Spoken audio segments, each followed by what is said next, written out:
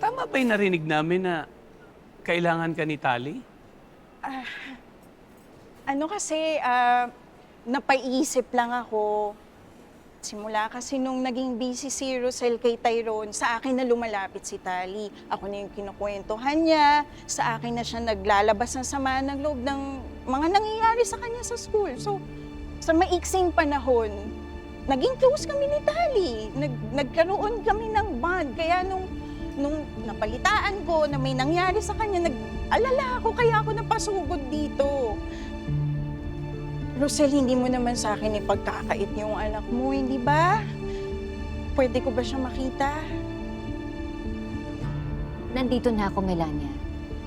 Inaamin ko, may pagkukulang ako sa anak ko, kaya nga gusto kong bumawi sa kanya eh.